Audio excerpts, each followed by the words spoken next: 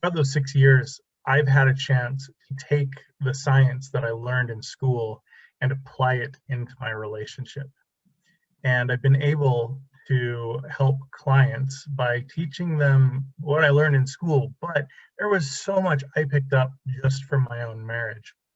Because when you're trying to apply something, oh man, like memorizing the theory can be pretty easy, but the actual application can take some real work. And it has been so invaluable for me to have a marriage where I'm imperfect and my wife's imperfect and we fight. And we just hit fight number 186 this week on our anniversary. And it was yesterday and it was very educational. And we're laying there in bed last night trying to fall asleep. And I was like, you know what? I'm really glad we had this fight. This is going to help me in my class tomorrow. So I'm glad that I can store up all the gold for all my foibles, all my wife's foibles, and you get the benefit. How nice is that, right? The stuff that I teach too is very simple, as you've noticed. If you've been to the previous classes or if you've gone back on the library's YouTube channel and watched them, you've seen it's really simple stuff, like smile at each other when you walk into the room. Make sure you have a ritual of reconnection when you leave or come back for the day, when you're leaving or coming back, that you connect with each other. This stuff's really like just so simple that we're tempted to not do it. We're tempted to overlook it because it's not complicated, but how nice that the stuff that works is simple. Just a couple simple things to do on a weekly basis, and you generally are going to create like a really nice relationship that's really smooth. And really smooth relationships are kind of rare if you've noticed. I've definitely noticed. Working as a therapist in American Fork for 6 years, I've seen a lot of struggle, a lot of difficulty. And I know that it's not just the people that are coming to see me as a therapist. There's a lot of people who are struggling and not reaching out for help. That's one of the reasons that I started my company, Ascension, because I wanted to be able to give people education for free and to be able to get that knowledge out in a wider way so that I could impact not just hundreds of people, but hopefully thousands and tens of thousands, because everybody needs to know this stuff. Nobody ever taught us this in school. And so these classes are a way that I feel like I can help people on a wider level, because I understand that strong couples are better parents. And I know that when people come in and they're like, oh, we're having problems with my kid, my first thought is, okay, what's your relationship like? Because your relationship is a foundation that your parenting rests on. You can't be a team as parents if you're not a team as a couple. And so I know that just by working on your relationship here, you impact those around you. You impact your kids, you impact your friends, you impact extended family, because you are constantly being watched. And not just by Google and Apple. You're being watched by the people around you, and they're learning things from you, whether they know it or not. I know that when we sort ourselves out first, when we work on our problems and upgrade our own personal lives, it upgrades our life in our marriage, and it upgrades everybody. And if every family was working on these principles and creating emotional intimacy and unity together, we would then have strong neighborhoods, we'd have a strong community, and we could have a really strong country that isn't divided by contention. We wouldn't take the bait.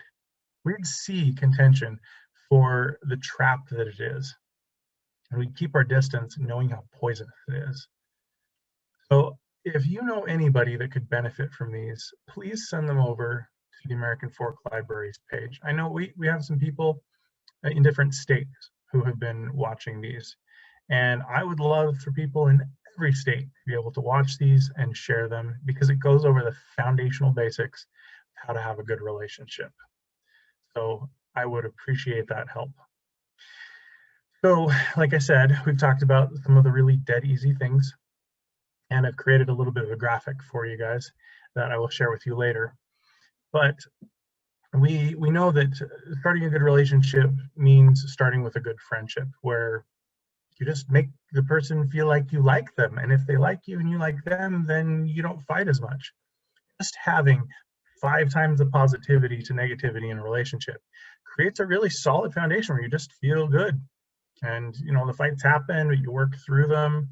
You feel really solid when that ratio is on point. And we talked about bids for connection. When your partner's trying to get your attention, you notice that, like, be emotionally attuned to them, be listening for them, be like listening for what they're doing and listening to the words they say, but also the emotions behind them. Because so often we know somebody's struggling with something and they might be angry. And especially when they're angry, we keep our distance. We see that as like, uh-oh, I better keep quiet. But when we jump in instead and say, hey, are you all right? That gives us an opportunity to fix the problem. That can change everything because it makes them feel cared about and loved. So let me pull up the diagram here and put it on the board.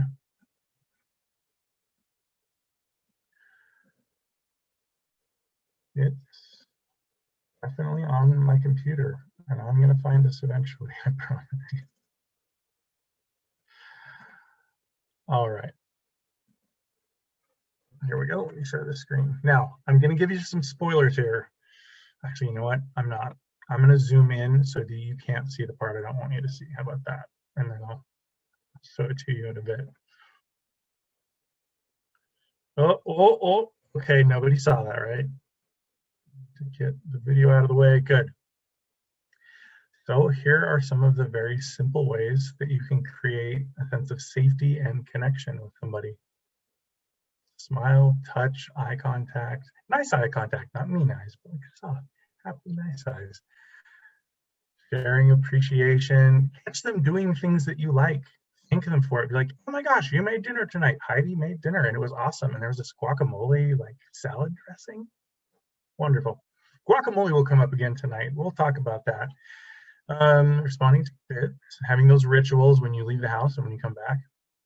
And then we also talked about the pyramid of communication, or the 7 layers of intimacy is what it's called.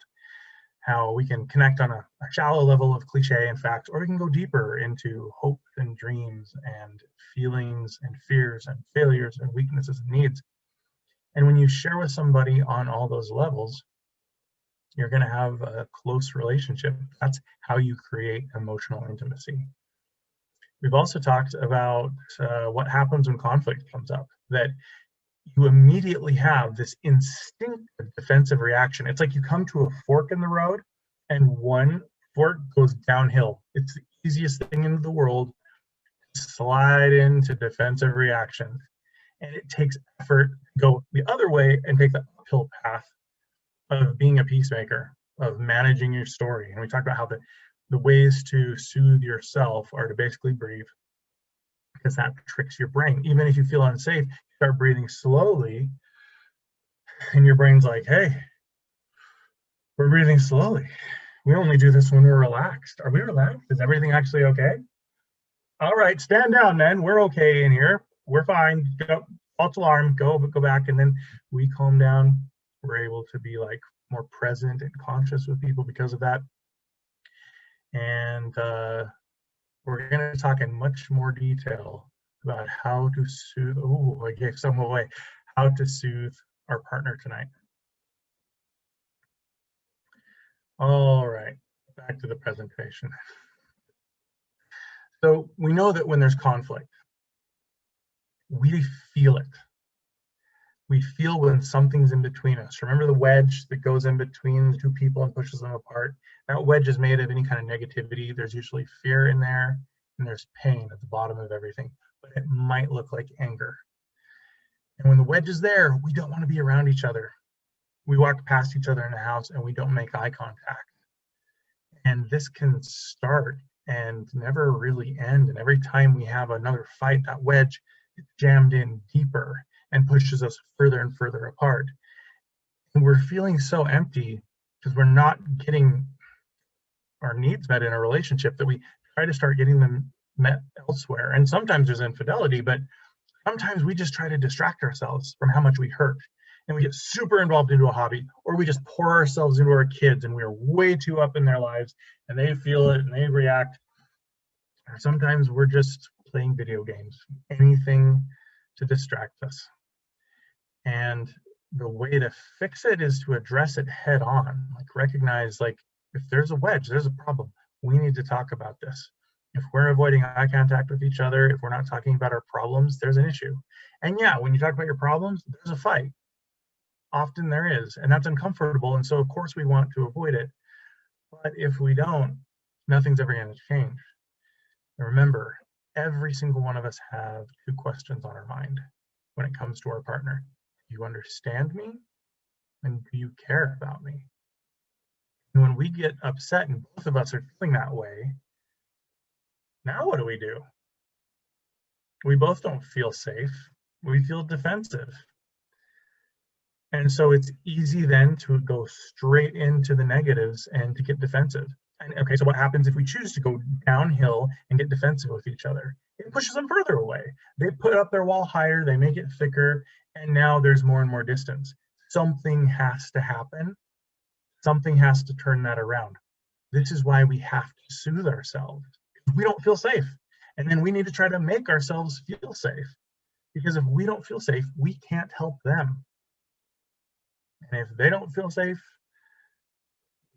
nothing's going to change. But we can't help people unless we are feeling calm ourselves. So we talked about how shame can come up. That can make a spiral. It's underneath almost every single fight. So as the wedge is there, I hope you remember, like, oh, my partner might be feeling not good enough or unworthy of love. And they need to help them with that. And remember too, that when you start getting in a fight, we're going to probably feel something too, like, oh, I screwed up, I'm no good. And we've got to be very careful not to spiral down there. We have to manage those stories. And tonight we're going to talk more about not how we can manage our stories, but how we can help our partner manage their story in depth. And this is going to be my favorite class, because it's how to stop a fight in progress. How would you like to be able to stop a fight in progress? Wouldn't that be awesome? Just be able to go, oh, hang on. We're starting to fight. Can we try this again? Can we go back and start over? I hate it when we fight. I'm sorry. I want to connect with you. It's an incredible thing, because if we don't stop the fight, if we both choose to go downhill and like fall into that pit, it can be days. It could be weeks before we come out of it. And during that time, nothing happens. It's so unproductive. It's so miserable. It changes the whole emotional atmosphere in the house. So we're going to talk about how to stop fights earlier. So we need to remember, when we change our story, we change everything. Because we can go from feeling defensive and unsafe into feeling safe and vulnerable. And that is the fundamental shift. Remember, defensive is like reverse in your car. If you're in defensive gear, you're going backwards. You have to shift into vulnerability before anything else is going to work. I had an experience this week in therapy where I'd been working with this couple for a few months, and they fight pretty hard. It gets pretty volatile, it gets pretty ugly, and they'll often shoot me an email going, everything's hit the fan, I'm afraid this is over. So it's been really rough. And I've been helping them to manage their stories and take a look at things and to track their pattern, to know why they start to go down into that pit when there's conflict. And the most amazing thing happened. So last week, the husband said something and the wife took it the wrong way. And she started to feel unsafe, and she started to feel like nothing I ever do is good enough. And then that brought on the anger of like, well, fine, if nothing I ever do is good enough, then why do I even need to be in this relationship? And she put so much emotional distance between him, and she just, you could see like the wall there. She just had that crusty defensive energy. And we had to spend the rest of the appointment helping her soothe and calm back down. But this last week, he said something and I said, oh no, she's gonna take that the wrong way. And I was watching her, and she kind of turned away for a sec, and she was frowning. You could tell she was thinking. And you saw her breathe, and then she kind of returned her attention. and her husband was talking, and he hadn't noticed this. Because if he had, he probably should have stopped and been like, "Oh, I'm sorry, did you take something the wrong way? What did I just say? What? You see a problem, jump in, say something, right?" But he didn't notice at that point. And so after he was done talking, I went back to the wife and I was like, "Hey, I just noticed, like, kind of frowned and turned away. What's going on?" And she's like, "I was just dealing with some emotions. I had that thought come up that no matter what I do, it's not going to be enough." And I was like, "I don't want to be angry. That's just miserable. I hate it when I do that to myself. It's horrible."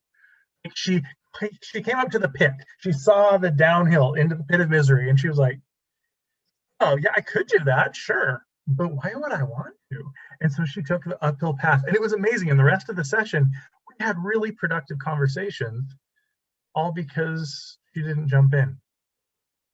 Now, look, in the future, she's going to, and sometimes he's going to jump in the pit, and sometimes both of them will fall into the pit, and it's going to be the same in your relationship. We don't always choose to do what we know is best. Sometimes we choose to be miserable, and I guess we just need to like try it enough to like really convince ourselves that we don't like it. So it's normal to know that we're going to fall into, but today is about how to stay out of the pit as much as possible. So, not to beat a dead horse here, but you must become a master of self-soothing.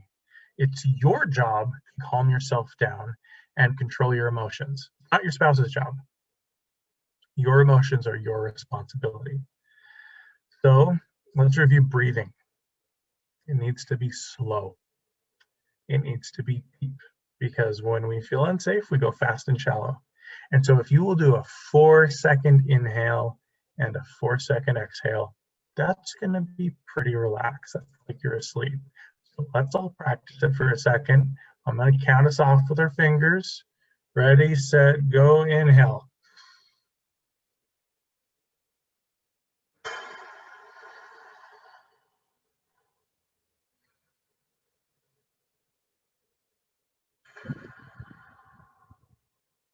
See how that feels? And see how you start breathing so fast that you're almost completely full by 3. And you're like, "Oh crap, no more room."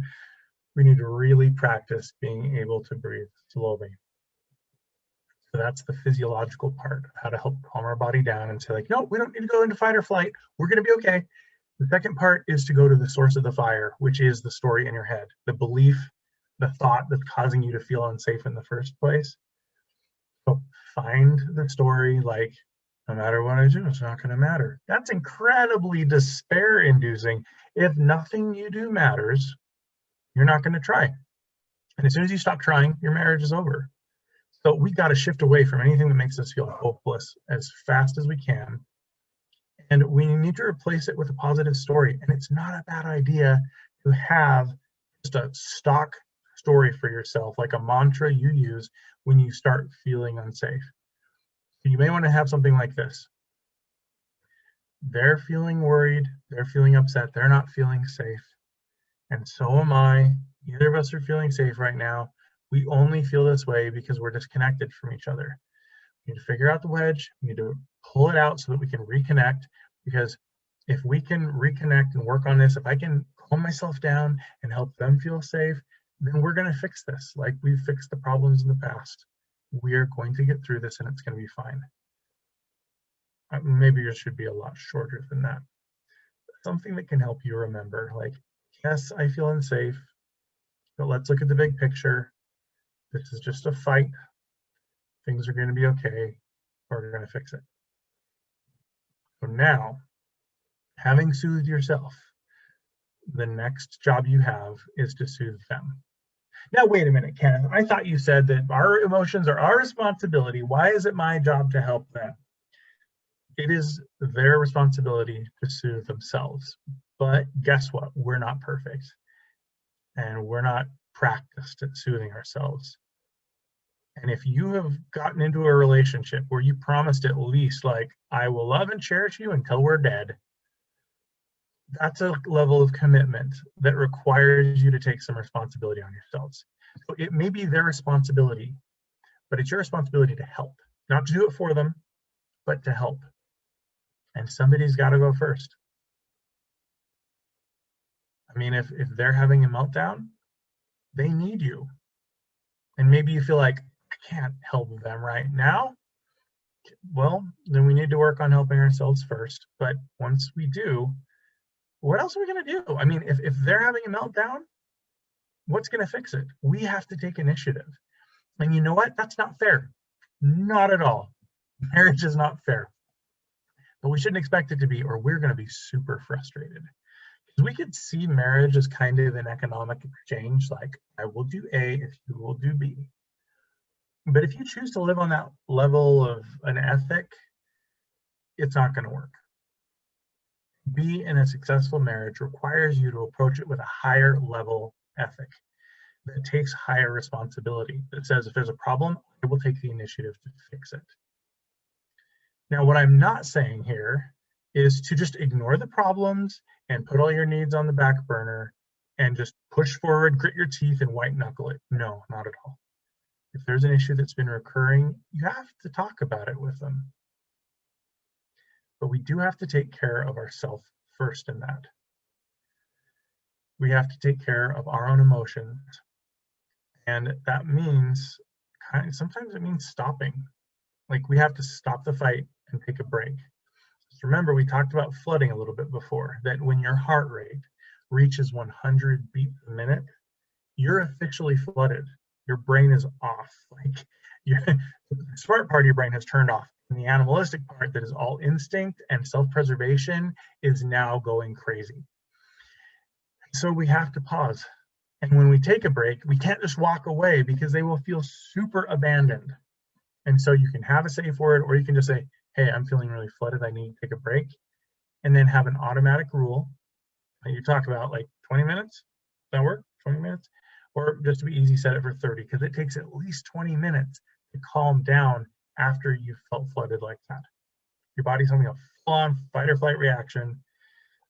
You can't just immediately calm down with some breaths and changing your story. There is a time period that you have to honor that will, bring you back down. So ironically, in order to put the marriage first, we have to put ourselves first. And you'll find this time and time again, that in order to take care of other people, your needs come first. And that's not selfish. If selfish would be not caring about anybody else, meeting our own needs, not thinking about anybody else. What we need to be is selfists, not selfish, but selfists, where we put our needs first, because then that allows us to help take care of them. Now, you may have to take care of your emotions first, but you kind of have to put your goals on the back burner, because when you don't feel safe, the first goal we all have is to make myself feel safe again. And the way that we try to do that doesn't really work at all. If you try to get somebody to listen to you while they're feeling unsafe, what happens? It doesn't work. It doesn't work at all. They don't care. They need to be helped to feel safe first. So in order to meet their needs, you have to meet your needs first, right?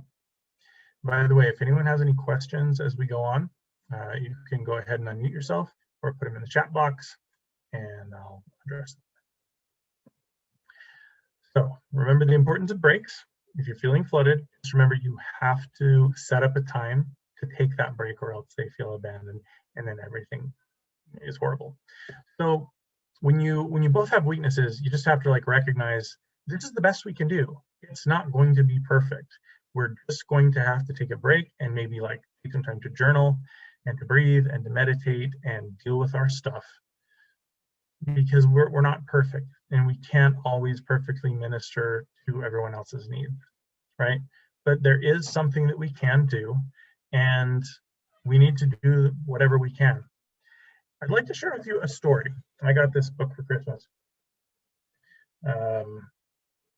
Might be a weird book to ask for, but it's called The Dog Poop Initiative by Kirk Weisler. You can probably find it at your local library. Find it? Yeah. Plug for the library.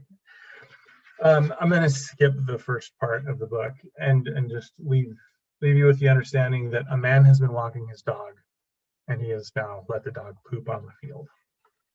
Let's see what happens now. Soon the soccer kids arrive to play. It's the first two teams to play that day. Gross, it's dog poop. They point and shout. Everyone seems willing to point it out. The game begins and they play for a while. With luck and great effort, they avoid the pile.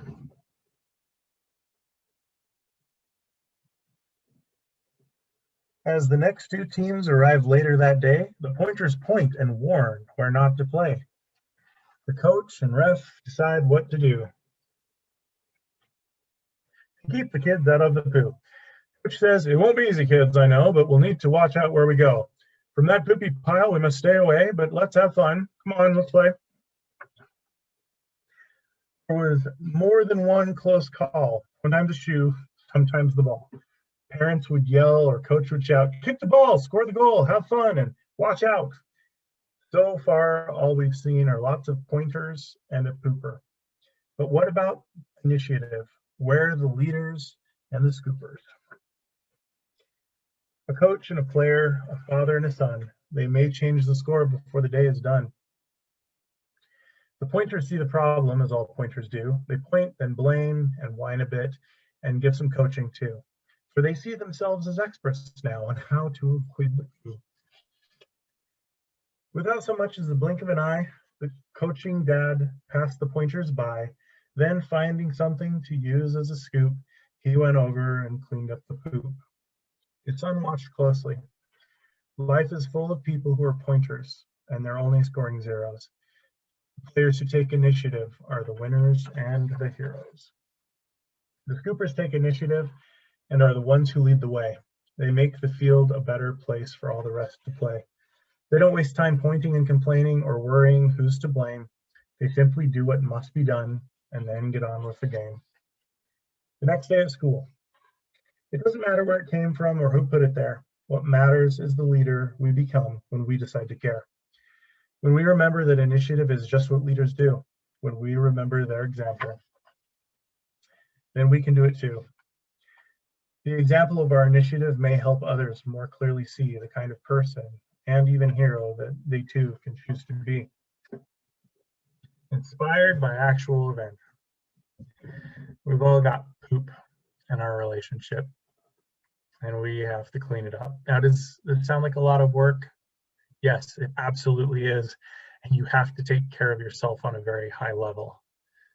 You have to get really good at meeting your own needs and soothing yourself, because how you soothe yourself is a template for how you can soothe other people. If you don't know how to soothe you, you're not going to be able to help them as much. And as far as that self-care goes, if you're struggling with self-care, Wendy, we did a class on self-care. Is that one on the internet? I don't know. We'll have more in the future either way. Through our other series, we've talked about a lot of topics that have to do with how to take good care of yourself. So I'm asking you to be the calm of the storm. I'm asking you to calm the storm inside of you, so that then you have the ability to calm the storm in other people. Because if you can manage the storm in here, you can handle whatever else is going on outside. And one of the things that's going to help you to do that is to recognize that there's an other side of the storm. We don't want to lose sight. I think that the storm is all there is. 186 fights in, I remember when one comes up that this isn't the end, this doesn't spell disaster, because just one fight will move through it. This is a chance for you to master your emotions and create safety wherever you go. When people are freaking out, you can be the one to sail in with a calm head and create peace and help to resolve things. So how do we soothe other people? Well, let me tell you of how I royally screwed up last week. I stepped in it really good this time. We have some friends who just had a newborn baby, and we wanted to make some dinner to help them out. And my wife started making the dinner for them. And we made the dinner, had it ready, and I, being a man, did not communicate about the timing. And when I texted the guy, he's like, oh, actually, you know what? We're not getting out of the hospital until later on this evening. And I'm like, okay, so should we bring the the food tomorrow? And he was like, yeah, that'd be better. I'm like, all right, I should have probably asked. And so we ate the guacamole and the tacos that we made that night. And it was amazing. The guacamole was on point. And I told him, like, I told him earlier, like, this guacamole is on point. And the next day, I didn't make the food, my wife did. She's doing all this work for them, even though I'm getting like contact credit for it. Not fair, right? And this guacamole batch was good. The lime was a little high, not enough salt to balance it out, you know. So now I feel like I told him he was getting on point guacamole. And this guacamole, but it's not on point, and there's a difference. So as we're delivering the food to them, I said, now this guacamole is not on point. It's good, but you needed to add some salt to balance out the lime. Immediately, my wife's like, hey. And the guy I'm handing it to was like, that's rude. I was like, oh crap, what am I doing? What is happening here? Great. So at this point, I'd like you to unmute yourself and tell me, what do you think my wife is thinking when I have just thrown her under the bus? What are the possible reactions that she's having?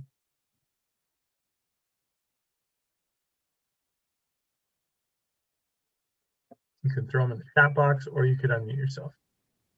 She's She's probably probably thinking, oh, sorry, go ahead, Amy. and say she's probably embarrassed. You've just embarrassed her in front of the friends. Yep. Yeah, I was going to say, she's probably thinking, you could have said that to me when I was making it and I could have fixed it. Instead of just pointing out that it's not good enough now that it's here. Mm-hmm. Yeah, probably a little indignant. Like you pointed out, you weren't the one making the dinner in the first place. This is 2 different nights of making dinner. Yep. Yeah. Yeah, I'm wondering, when did you find out that it needed salt to balance out the lime? When did you realize that? On the way?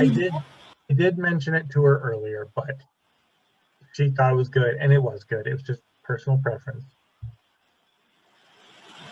Well, they're adults. They know how to put salt if they feel like they need more. But I know how you feel. You make something, I can't even take food to people because I'm always like, oh, but there's too much. I talk myself, you know, they're always like, well, Lisa said, we need food. I'm like, oh. I really have a hard time with that. So. I'd rather have any food than no food. So I could go for it next time, right? Yeah, she could have had a lot of.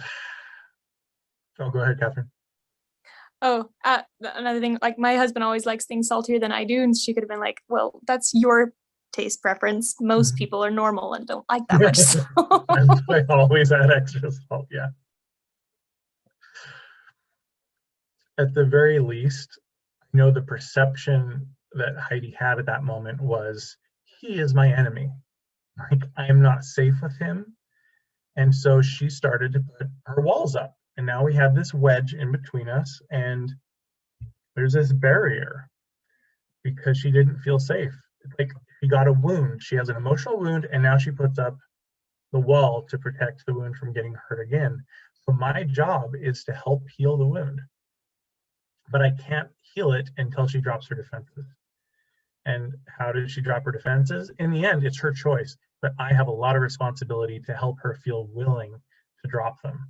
If you've got a kid that won't talk to you, they've got their walls up, we need to figure out why. Why don't they feel safe with you? Why don't they trust you? What have you been doing, probably unknowingly, that is making them feel unsafe? When we figure that out, we can address it head on and start to really resolve something. So to create the safety, you want to be conscientious of your tone. Because if you try to fix it with like an angry defense, it's like, well, yeah, I'm so sorry. Not gonna work. We want to make sure our body language conveys that we're safe, that we're not like frowning and angry. And we probably want to try to incorporate touch if they're willing to let us at that moment. Touch them to show like, oh, I messed up, I'm sorry. And you can start out with a softening kind of statement like, oh my gosh, I just screwed up. Whoops, I'm sorry. Can we talk about this? I realize I just did something to hurt your feelings. Hey, we're starting to have a fight. I don't want to have a fight. Can we start that over again? And there's a lot of things that you can say, and I gave you the link in a previous class to the Gottman repair checklist. Many different phrases you can pull out of the quiver when you need them to kind of start things over and help point things the right direction. Now, your instinct will be to go defensive, and you'll want to say stuff like, why are you so sensitive? Or, I didn't mean to hurt your feelings. Or, I'm sorry, I was honest about the guacamole. Or, oh, well, you hurt my feelings earlier today, so your point's invalid. That's going to be the instinct. And if you want to shoot yourself in the foot, you totally can, but then it's way more work to fix it later. So I'd suggest avoiding that. We also have an instinct to immediately explain ourselves, right? But if they're like bleeding emotionally, they've been wounded and you're holding the bloody knife, and we start explaining why we stabbed them, do you think they're going to care? Like, no, it doesn't matter. We have to stick to the point. The point is that they're hurting. It doesn't matter why we did what we did. We need to tend to their needs and help them. Our explanation is not the top priority. We're like trying to exonerate ourselves, right? Like, well, if I could just explain why I did this thing, then they wouldn't be hurt. Like, no, probably not. They need a more direct approach, and it's not going to fix them. But don't try to talk your way out of it or try to talk them out of feeling the way that they do. You've had an emotional reaction. We now need to deal with it. So at this point, we get in the car and we're starting to drive away. And I immediately knew that I'd screwed up. And I turned to her and I tried to head this off at the pass. I'm like, I'm so sorry. I realized the second I said it, like, I realized how it was hurting you. I'm so sorry. Now, she's still got some questions on her mind. It was not as simple as I'm sorry. That wasn't going to cut it. She's wondering in this moment, not just like, do you understand me and do you care? But her question was, why don't you care? Because my actions showed her that I did. Otherwise, why would I throw her under the bus if I cared about her? Now that's her perception of that, right?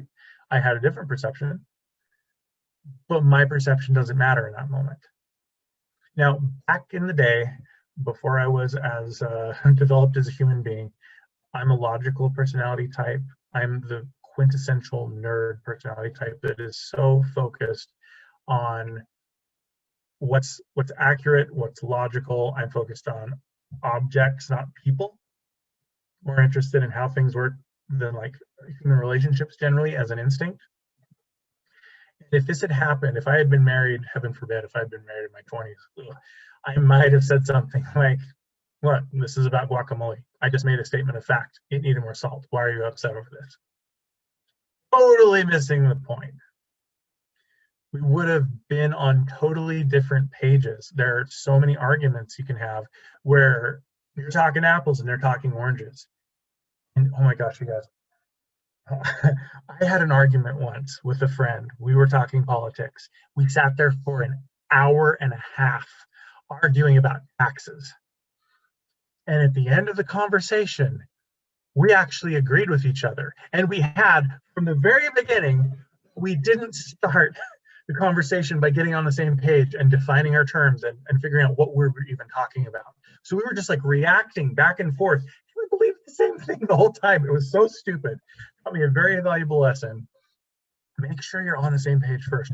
So you need to figure out what happened. Now, I knew I'd screwed up, but I didn't completely understand all the ways I'd screwed up or how she was perceiving it. That's the time to start asking questions.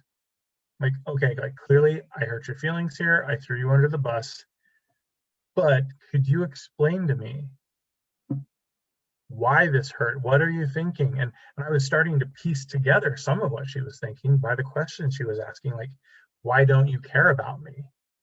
Now, I could take that as an opportunity to get triggered myself and go, how dare you think I don't care about you? I married you, and look at all these things I've done for you. That's defensiveness. It's not about my perception at that time. So I understand that she feels like I did that deliberately and I don't care. So you might ask a clarifying question like, so it sounds like you feel like I did that because you felt like I didn't care about you. Is that right? You can say yes. You can go, okay. You don't immediately necessarily jump into, well, that's not true. This is all about them. Remember, calm the storm inside yourself first. I was prepared for this. Like, this is probably going to be a rough fight, but I'm ready. I'm calm. I'm pretty good today. I'm ready. So figuring out what she was feeling was the first order of business. So you need to summarize what we're even talking about. If I understand you correctly, you feel like I didn't care about you because of A, B, C, D. Is that accurate? And they may say yes, but, and add something. And so then you summarize that too. You want to make sure you really understand all of their feelings. You understand how they're seeing the world. Like, what is the problem from their point of view? Yeah. So next, after you make sure that you're on the same page and you convey that. So now I've like explained like, oh, so from my understanding, you're feeling this way. Is that right? Yes. Now what question is on her mind? Probably going to be something like, do you realize how you hurt me? Like, in what way that you hurt me? Are you even sorry about this? Do you care about me? Do you accept responsibility for this? And so that's part 2, accept responsibility. I have found that if you don't do this, sometimes everything else you do won't matter.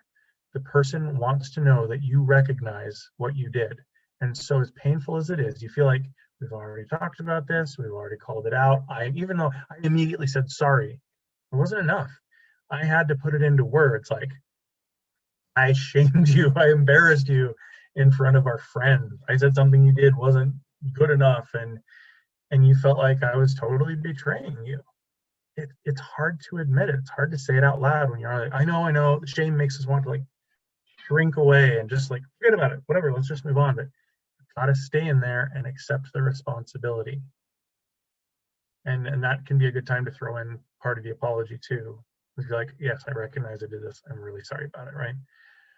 But you just do this, it's probably not over yet. They don't feel safe yet because they want us to know how it hurt them. They want us to know what their worldview is and how we even got to this in the first place. And this story of guacamole is pretty obvious. Like, I know what I did. I know how I screwed up. But there are times when you guys are going to disagree on lots of stuff and things that where you don't even understand. You have no idea why they think what they think. You're not going to know. It's going to be totally foreign, and it will hurt your head and it will make you frustrated. But you need to be able to jump into their worldview and see things the way they are seeing things in order to be able to validate them. Because the emotions that they're having are real. Now, maybe you say like, well, this is based on a total misunderstanding. Maybe it is, but it doesn't matter because the emotion is there. And so you have to respect the process of how that came to be. So in order to validate somebody, you have to understand their thought process. You probably won't.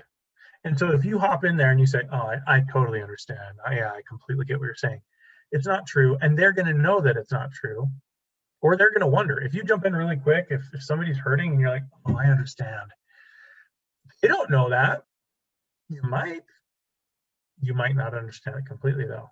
But regardless, even if you understood them perfectly, if you say, I totally understand, they still don't know. This is just like in math class where you can get the right answer to a problem, but that's not enough for the teacher. I got so many points marked down because I just put the answer and they're like, show your work. Ugh, boring. But you have to show the work because that's the evidence to them that you understand.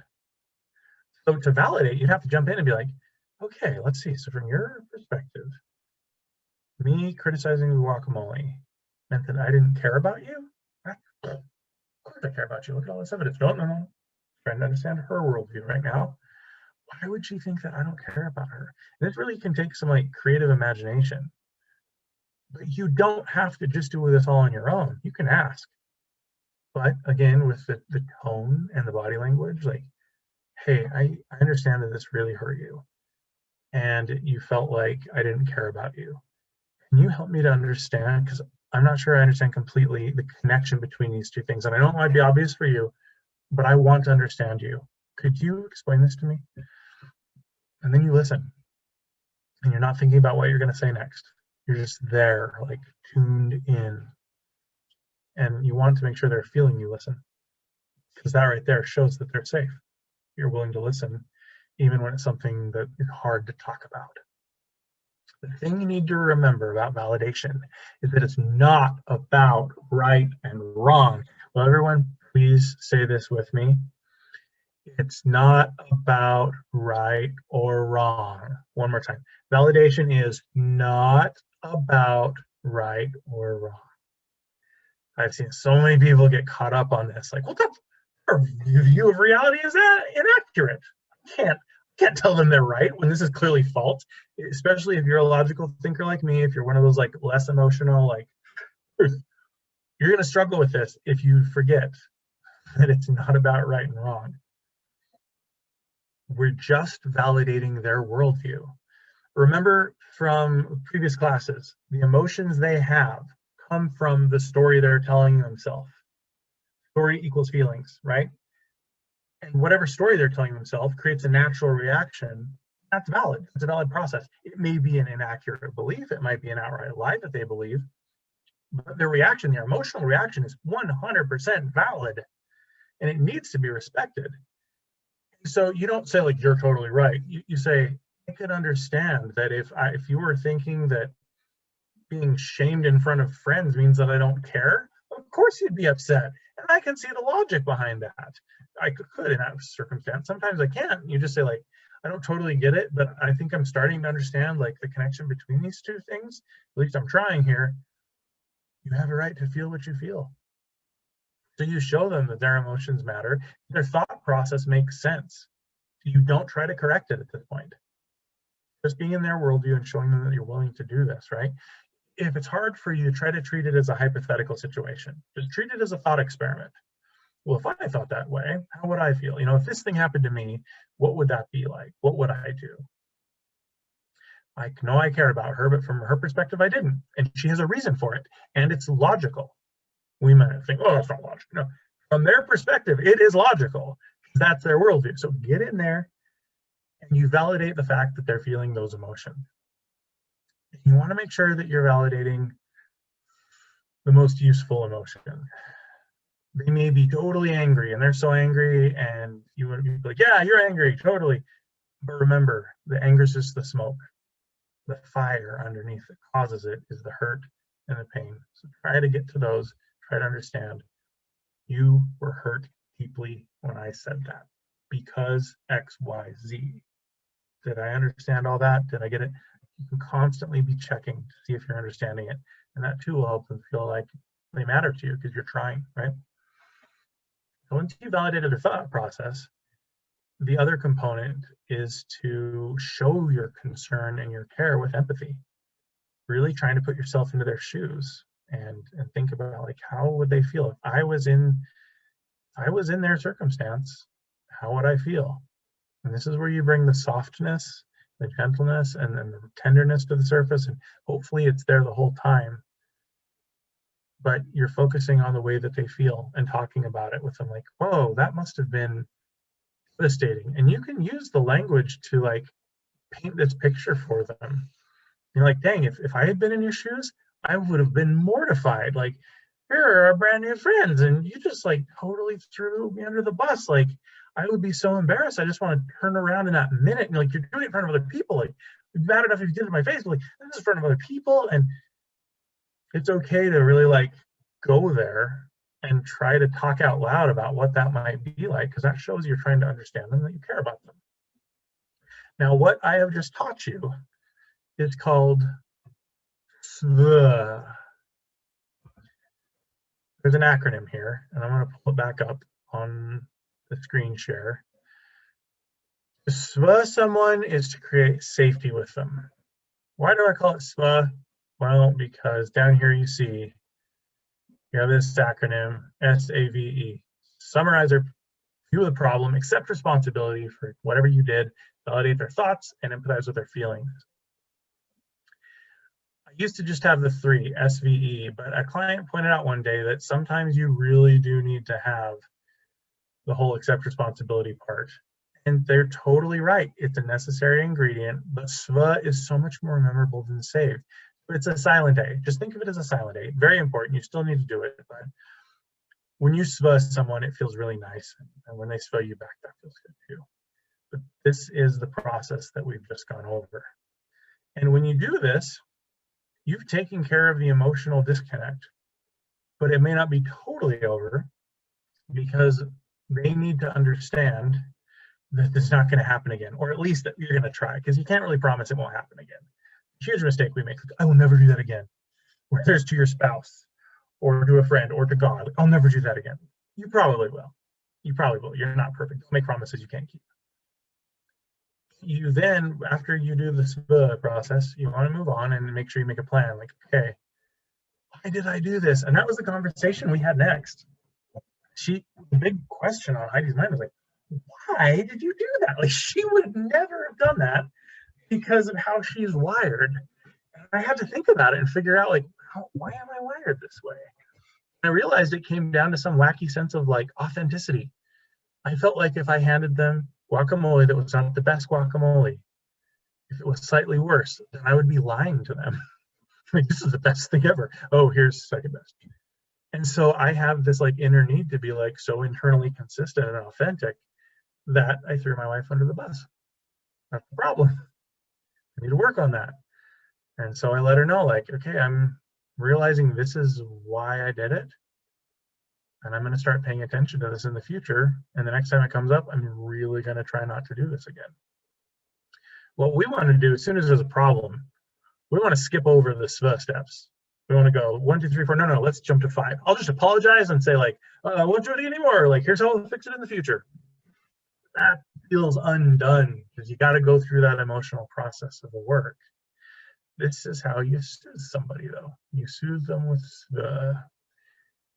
And one of the most powerful ways you can help to calm somebody down too is to use their mammal circuitry.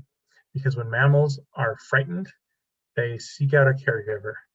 And when we were kids, we'd probably turn to our mom and they would hug us and pet us and pat us on the head. And same thing with cats and rats and dogs. They'll lick the babies or preen them, show like, hey, you're safe. We have that same wiring. We're still mammals. We have the mammal undergirding in our chassis. So not everybody's like this though. People don't like being touched. And that's often because of the relationship they had with their caregiver when they were a kid. They may have seen that mom's not always around for me, or mom's not very emotionally expressive, and I'm kind of on my own. And so they're more self-contained. When you touch them, they're like, first, get away from me. And second, what are you doing? And if that's the case, that's a good discussion to have too. Like, hey, I've noticed when I reach out to try to comfort you, you kind of pull away from me. You don't like it. I'm wondering, is that how it was when you were a kid? And I'd like to be able to offer you comfort in this way. And since they're a mammal, they have the ability to do it and receive it. They've just kind of shut that down, right? And you can help them work on feeling safe through gentle touch. That could be a thing.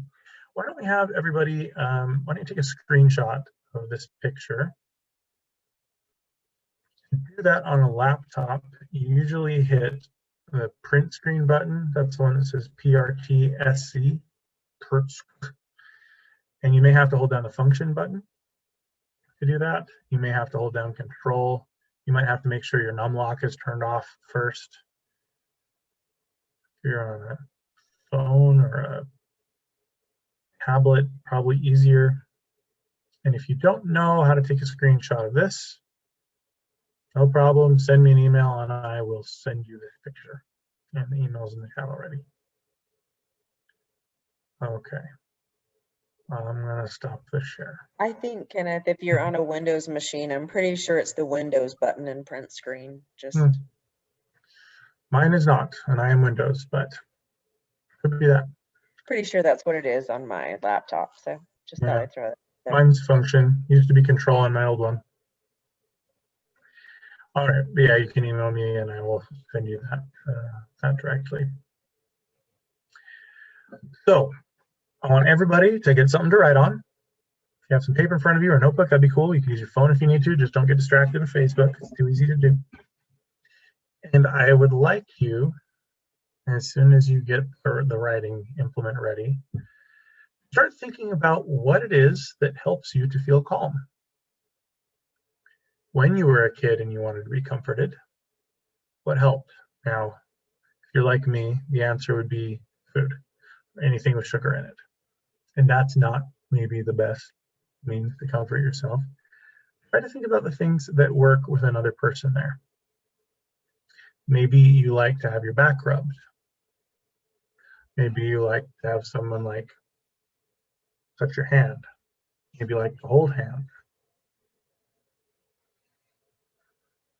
Maybe you just like to sit close or have their arm around you, have a hand on your leg. If you're having a hard time figuring out what helps you to feel calm, then ask yourself what you do to help someone else feel calm.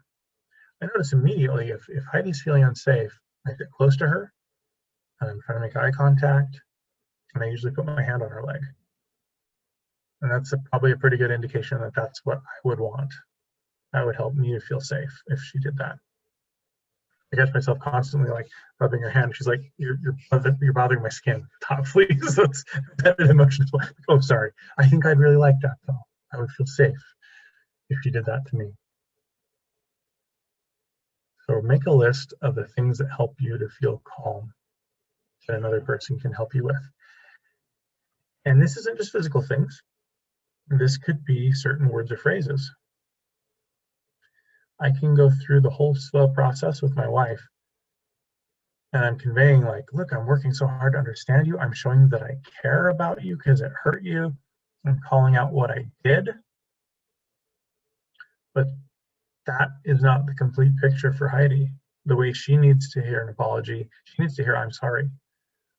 And that can be a loaded phrase because to some people, I'm sorry means I'm at fault. I'm the one who's wrong. And to her, it just means, I'm sorry this situation happened. Sorry we got into this fight. I'm sorry that you're hurting. There may be a certain phrase that you may need to say.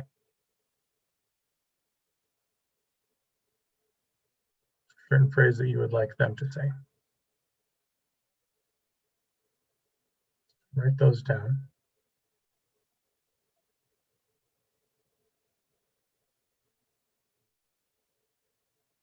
What would you say to someone if you were wanting them to feel safe?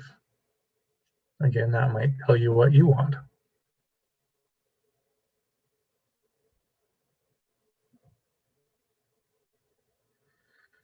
And you know what? We all need touch. We might not want it. We might not think we need it, but we do. I have a friend who is so expressive. He's a thespian. We did a play together. That's how I met him. And every time he sees me, he hugs me. And I'm like, okay, that was weird. And this would happen when he'd see me and when we'd like partly go, see you later, take care, man. And we did like this whole play and we were doing rehearsals for weeks and weeks and weeks. And it took months of that for me to finally start feeling like less awkward, like, okay, I will return this hug. And after a while, I realized, you know what? This is nice. This could be a very nice thing. I'm going to try to get used to this. And so when I see him now, I hug him with the same gusto. Good old bro hug. And it feels nice. And we need contact, even if we think we don't. So if you don't like being touched, maybe you could just practice doing like a little pinky hold with them. Like sit close to them and interdigitate your pinkies. Something to try, something to experiment with.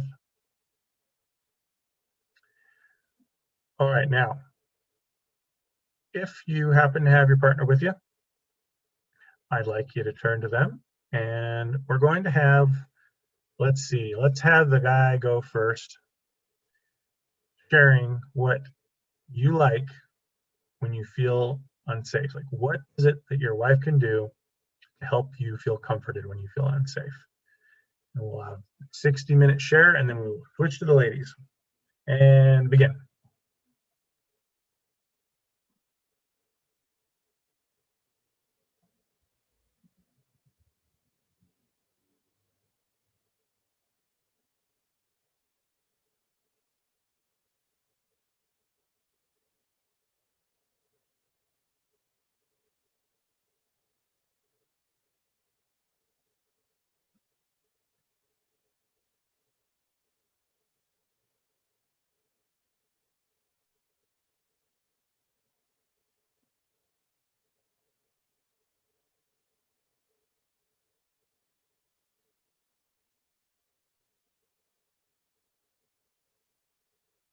All right, 10 more seconds.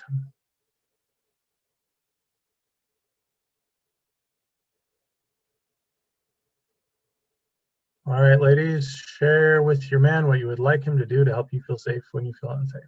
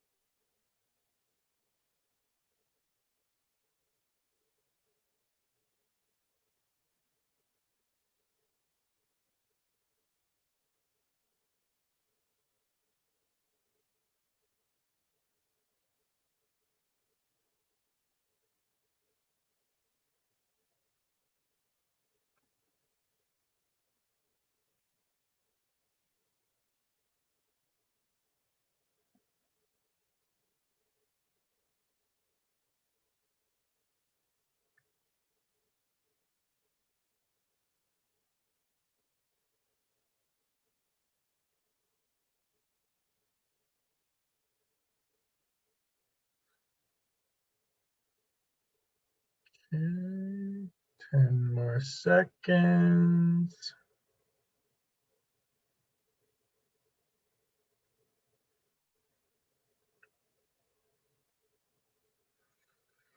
All right, now I would love for you guys to share what you've learned with all of us, because you may have thought of something awesome that could benefit somebody else here and they didn't even think of it.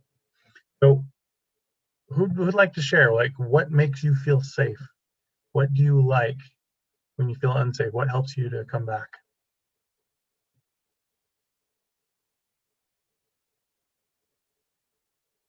You can put it in the chat box or go ahead and just unmute yourself. I have something. One of like the phrases that I thought about was "you are good enough" or "you are enough," because a lot of the times for me, my worldview is, you know, where I've got the voices in my head telling me that I'm not enough or I'm not good enough, and so that will quite quickly put me in a more safe space. That's awesome. Thank you. It's so rare for us to have any kind of conflict and not have those doubts of our worth come up and to feel those feelings of shame. If we can know each other's inner world like that and understand the pain points and then address them, we can make a person feel so much safer. And they don't even have to ask. And that earns you so many brownie points when you can understand them, when you can show them you know them so deeply that you're going to jump right to talking about the things that are on their mind that they may not want to say out loud. Who else?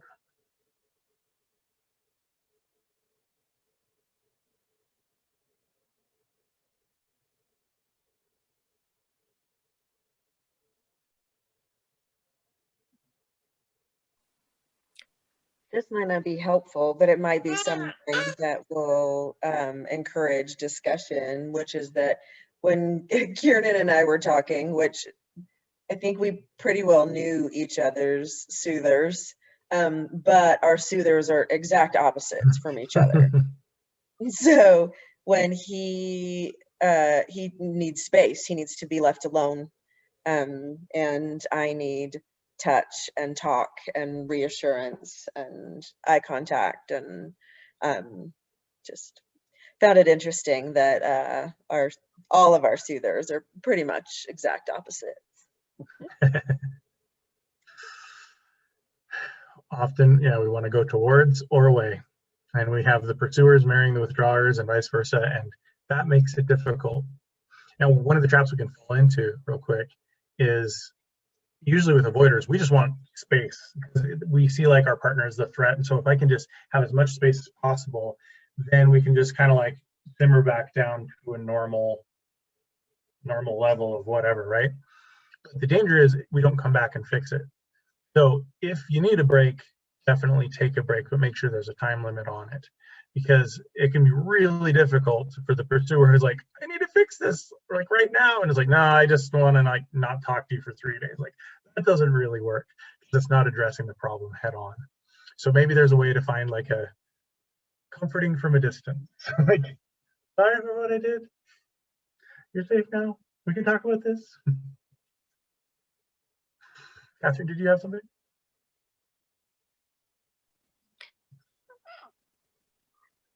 Sorry, did you call me? Were you going to say something earlier? I was going to say, mine was related more to the first one. Feeling appreciated can be really calming. Like when things are getting rough, just having a thank you for something like, oh, he noticed this.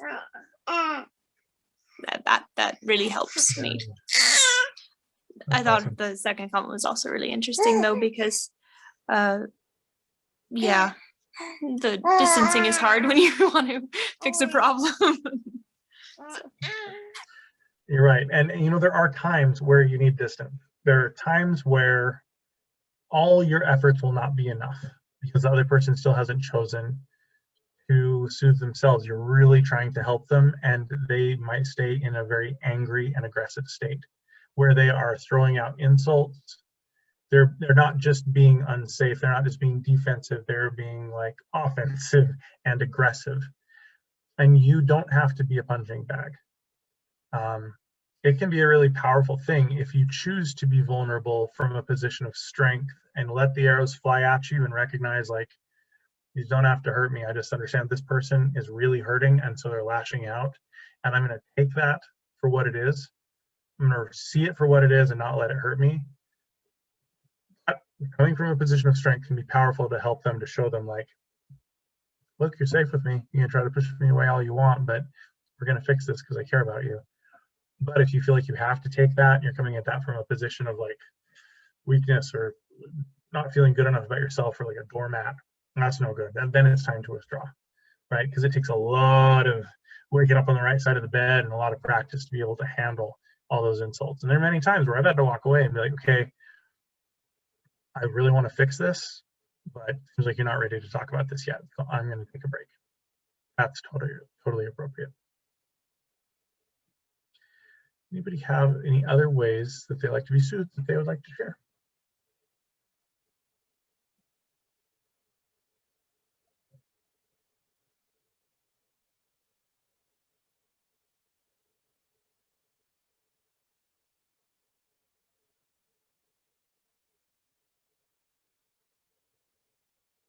Okay. In that case, if you have any other questions, prepare yourself to ask them because we're going to get to that in just a second. I want to talk about one of the things that will make SVA backfire every time. You have to make sure you're in the right emotional gear. If the car is in reverse, it doesn't matter how hard you hit the gas. Well, it matters, just in the wrong way. There are times where my clients come in and they're like, well, I tried to SVA them and it didn't work. Like, did you do it with that kind of tone? Because that's the problem. The other issue is when you feel like you're entitled to this, right? Like, it is your job to make me feel safe. You take your responsibility, put it on them, and you're like, you need to validate me better. I don't feel safe yet. Like, well, okay, you've got some responsibility here. You do need to try to let this happen. And you know what? When I lead couples through this in therapy and help them practice, it feels really awkward. It feels inauthentic because sometimes I'm like, hey, could you turn to your partner and tell them this? And they're like, well, you just told them what to say, so this isn't authentic. But we have to practice before we get good. This isn't going to be natural. This is not going to be natural at all. until we've practiced it and gotten really good at it. So please be patient with each other as you do this. Please recognize that we're going to forget steps. We're not going to be able to handle this on any given day. Despite teaching this for a living, I'm not perfect at this. Still really difficult. Sometimes validating somebody when you don't feel safe is like pulling teeth. So if it's that hard, you probably need to take a break and validate yourself first and do it a little bit and then come back. But if you go first, they're going to be more willing to. And after you do, after you like try to slow the heck out of them and make them feel safe, it is okay to ask for that back. It's not that you just have to like fix things and take all that on you and they don't have any responsibility. You can say like, hey, I don't feel understood and I need you to go through this process with me, please. I need you to show me that you understand me and you care. Sometimes you have to ask for what you want because they're in a place where they're not ready to offer it. Maybe they forgot how. Maybe they need help. Whenever you run into a roadblock, don't stop. Ask yourself the question like, okay, that didn't work. Why? What needs to happen next? All right. General Q&A from anything we've talked about today or in the series or anything in general.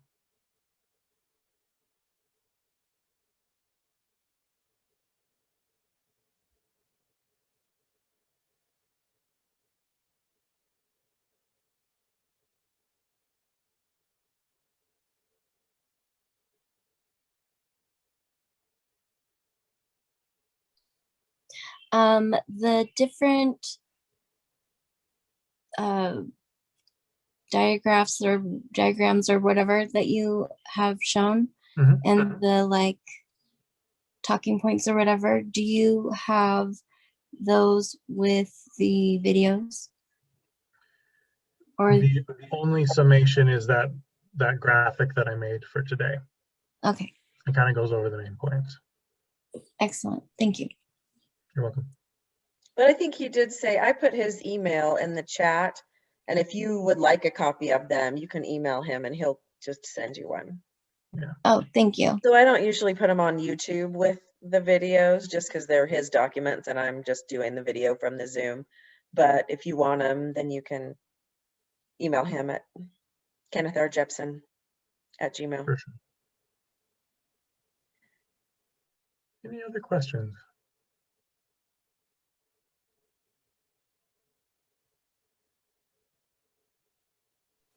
Okay, I have a question. Mhm. So, if you, it was, when you told the story today about the guacamole, you told it from your perspective that you felt like you'd done something wrong, you stuck your foot in your mouth or whatever, and that was, and you had to go through the process of helping your wife. Let's say that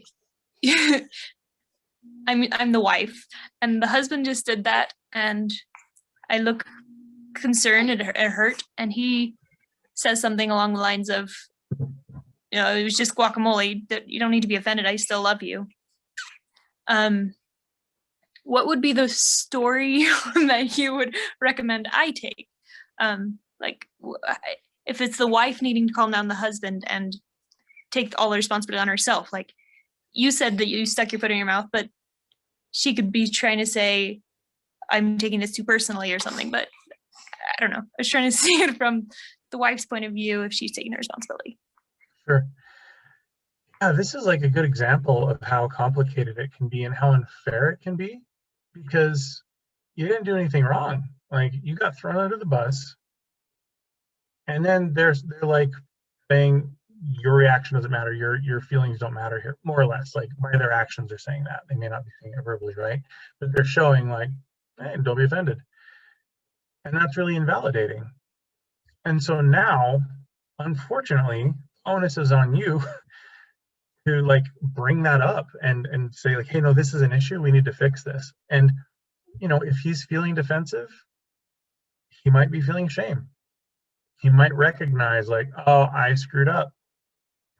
And so then you go, okay, well, what story they're telling themselves? Like maybe I'm a crap husband and they're trying to avoid even thinking about it. They're trying to avoid feeling it. They're trying to stuff that down so far they don't have to deal with it. And so then you kind of have to like minister to that and be like, hey, you know, that really hurt my feelings, and I'm thinking that maybe you felt bad for it, and that's why you kind of downplayed how I felt. Is that right? You know, come at it tentatively, like, I know that you're feeling shame. That's not going to work, obviously. But you can just kind of ask and probe and be like, hey, this and this. And you know what? They may say like, no, I don't feel any shame at all. And that is not necessarily, this is for everyone. Everyone in the world right now who's read any kind of books lately, doesn't mean your husband's a narcissist. That is not automatic proof he's a narcissist. Probably pretty good proof that he is a thinking type personality on the Myers-Briggs. That his top concern is objects, not people. Things and not relationships. And so the first valence shell of like priority is what is truthful and accurate. Here's just guacamole. You shouldn't be upset about this. What do emotions have to do with anything? Let's just turn them off because they just get in the way, right? That may be their perspective. That is totally who I was born as. And I've realized that there's a balance there. So you might have to then take on the burden of educating them. Be like, no, this is not about guacamole. This is about something far deeper. The roots of this are me feeling thrown under the bus and not cared about. And this is a problem. And if they start trying to talk you out of your feelings, you have to be like, hey, right now, you're trying to talk me out of my feelings, and that's not right. They're valid. And so you need to learn how to step in my worldview. You need to pause and like really try to understand me right now, because this hurt. And I don't want to stuff this down and let it turn into resentment and build and cause a wedge between us. If we don't fix this, we won't be able to connect on some level. And I don't want to be in a marriage where we're not connected. So let's fix this. And that could be a lot. Oh my gosh. Like what I just told you to do is like absolutely overwhelming to anyone who has not been practicing it as a professional therapist for 6 years, I'm guessing. Just, it's scary. You don't know what to say. You don't know how to handle it. Like, what if they rebuff my arguments? What do I do then? Like learning how to assertively hold somebody accountable takes some real work. And if you want a good book on that, I would recommend Crucial Confrontations. That's excellent.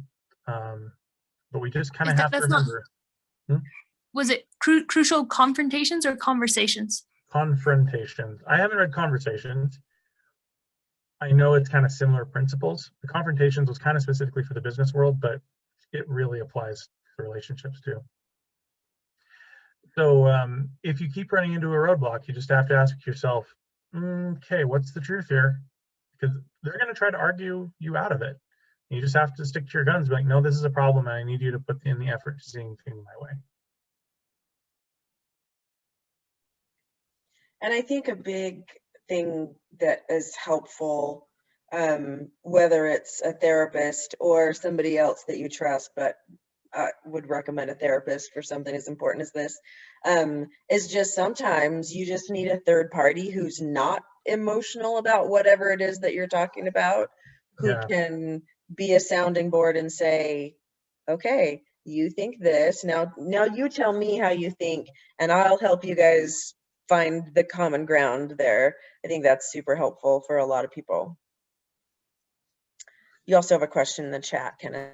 Oh, okay, let's see. Do you have any recommendations of what you can do when you recognize that you have so many walls that you're unwilling or unable to start breaking them down?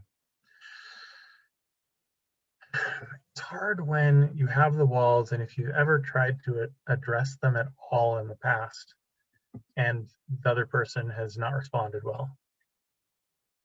Like if you don't agree there's even a problem, if they're so stuck in their own worldview that they don't see like, oh crap, I've hurt their feelings, that is difficult. And yeah, in those moments,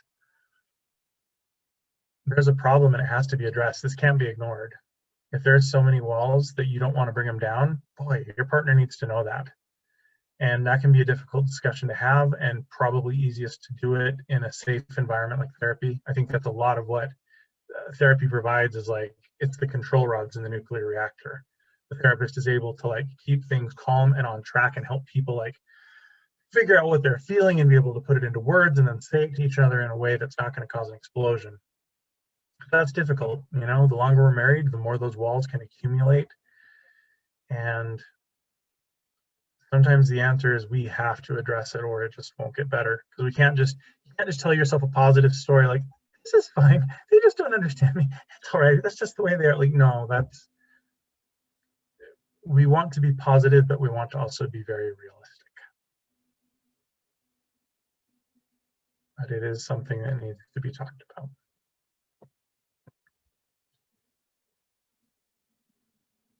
Any other questions?